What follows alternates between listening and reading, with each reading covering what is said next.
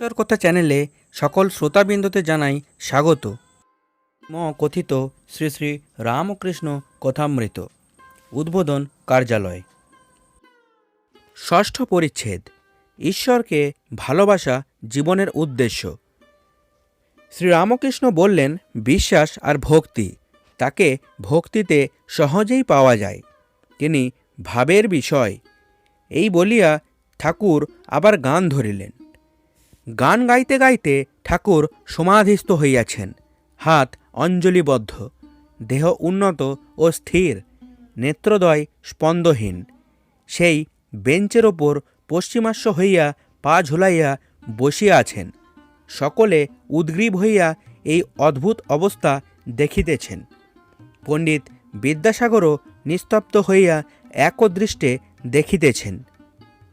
ঠাকুর প্রকৃতিস্থ হলেন, দীর্ঘ নিঃশ্বাস ফেলিয়া আবার সহাস্যে কথা কইতেছেন। ভাব ভক্তি, এর মানে তাকে ভালোবাসা। যিনি ব্রহ্ম তাকেই মা বলে ডাকছে। প্রসাদ বলে, মাতৃভাবে আমি তত্ত্ব করি যারে, সেটা চাতরে কি ভাঙব হাঁড়ি, বোঝনারে মন ঠোরে ঠোরে। রামপ্রসাদ মনকে বলছে ঠোরে ঠোরে বুঝতে। এই বুঝতে বলছে যে বেদে যাকে ব্রহ্ম বলেছে, আমি তাকে মা বলে ডাকছি। যিনি নির্গুণ তিনি সগুণ, যিনি ব্রহ্ম তিনি শক্তি। যখন নিষ্ক্রিয় বলে বোধ হয় তখন তাকে ব্রহ্ম বলি। যখন ভাবি সৃষ্টি স্থিতি প্রলয় করছেন তখন তাকে আদ্যাশক্তি মহামায়া কালী বলি। ব্রহ্ম আর শক্তি অভেদ, যেমন অগ্নি আর অগ্নির দহিকা শক্তি। অগ্নি বললেই দহিকা শক্তি বুঝা যায়, দহিকা শক্তি বললেই অগ্নি বুঝা যায়। একটিকে মানলেই আর একটিকে মানা হয়ে যায়। তাকেই মা বলে ডাকা হচ্ছে। মা যে বড় ভালোবাসার জিনিস কিনা। ঈশ্বরকে ভালোবাসতে পারলেই তাকে পাওয়া যায়। ভাব ভক্তি ভালোবাসা আর বিশ্বাস। আর একটা গান শোনো। ভাবিলে ভাবের উদয় হয়, ও সে যেমন ভাব তেমনি লাভ, মূল সে প্রত্যয়। চিরতদ্গত হওয়া তাকে খুব ভালোবাসা। সুধা হ্রদ কিনা অমৃতের হ্রদ, ওতে ডুবলে মানুষ মরে না, অমর হয়। কেউ কেউ মনে করে বেশি ঈশ্বর ঈশ্বর করলে মাথা খারাপ হয়ে যায়। তা নয়, এ যে সুধার হ্রদ, অমৃতের সাগর। বেদে তাকে অমৃত বলেছে। এতে ডুবে গেলে কেউ মারা যায় না, সে অমর হয়ে যায়। পূজা হোম যাগযজ্ঞ কিছুই কিছু নয়। যদি তার ওপর ভালোবাসা আসে তাহলে এসব কর্মের খুব বেশি দরকার নাই। যতক্ষণ হাওয়া পাওয়া যায় না ততক্ষণই পাখার দরকার। যদি দক্ষিণে হাওয়া আপনি আসে, পাখা রেখে দেওয়া যায়, আর পাখার কোনো দরকার থাকে না। তুমি যেসব কর্ম করছো এ কর্ম সৎকর্ম। যদি আমি কর্তা এই অহংকার ত্যাগ করে নিষ্কামভাবে করতে পারো তাহলে তুমি খুব ভালো। এই নিষ্কাম কর্ম করতে করতে ঈশ্বরেতে ভক্তি ভালোবাসা লাভ হয়।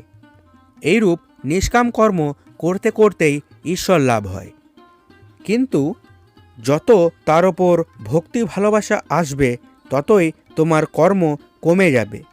গৃহস্থের বউ পেটে যখন ছেলে হয়, শাশুড়ি তার কর্ম কমিয়ে দেয়।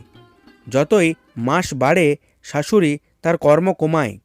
10 মাস হলে আদপে কর্ম করতে দেয় না, পাছে ছেলের কোনো হানি হয়, প্রসবের কোনো ব্যাঘাত হয়।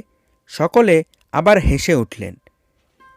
তুমি যেসব কর্ম করছো এতে তোমার নিজের উপকার। নিষ্কামভাবে কর্ম করতে পারলে চিত্তশুদ্ধি হয়। ঈশ্বরের তোমার ওপর ভালোবাসা আসবে। ভালোবাসা এলেই তাকে লাভ করতে পারবে। জগতের উপকার মানুষ করে না, তিনিই করছেন। যিনি চন্দ্র সূর্য করেছেন, যিনি মা বাপের স্নেহ, যিনি মহতের ভিতর দয়া, যিনি সাধু ভক্তের ভিতর ভক্তি দিয়েছেন। যে লোক কামনাশূন্য হয়ে কর্ম করবে সে নিজেরই মঙ্গল করবে। অন্তরে শোনা আছে, এখনও খবর পাও নাই। একটু মাটি চাপা আছে কি না? যদি একবার সন্ধান পাও, অন্য কাজ সব কমে যাবে। গৃহস্থের বউয়ের ছেলে হলে ছেলেটিকে নিয়েই থাকে, ওইটিকে নিয়েই নাড়াচাড়া, আর সংসারের কাজ শাশুড়ি করতে দেয় না।